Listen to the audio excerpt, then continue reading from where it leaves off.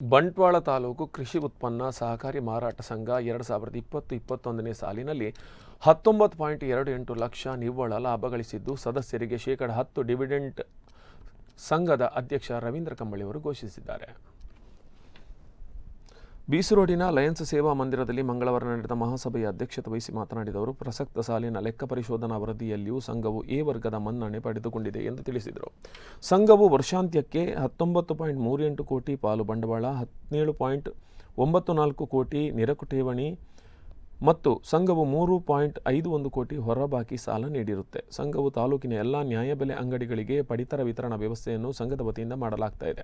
ಕೃಷಿಕರ ವ್ಯವಸಾಯಕ್ಕೆ ಬೇಕಾದ ಸಲಕರಣೆಗಳು ಸಂಘದ ಬಂಟ್ವಾಳ ಶಾಖೆಯಲ್ಲಿ ದೊರೆಯುತ್ತಿದೆ. ಬೀಸಿರೋಡ್ನಲ್ಲಿ ಸಂಘದ ಸ್ವಂತ ಕಟ್ಟಡ ಇದೆ. 3 ಶಾಖೆಗಳ ಮೂಲಕ ವ್ಯವಹಾರ ನಡೆಸುತ್ತಿದೆ ಎಂದರು. ಕೆಲಸ ಮಾಡಿದರೆ 24 ಗಂಟೆ ಮಾಡಲಿಕ್ಕೆ ಆಗುದಿಲ್ಲ. ನಮ್ಮ ಕಂಬಳಿಯವರು ಸಂಸ್ಥೆಯ ಬಗ್ಗೆ ಬಂದು ಕೆಲವು ಸಮಯ ಸಂಸ್ಥೆಗೆ ಸ್ವಲ್ಪ ಅಂದರೆ ವ್ಯವಸ್ಥೆಯಲ್ಲಿ ಸ್ವಲ್ಪ ತೊಂದರೆ ಆಗಿದೆ.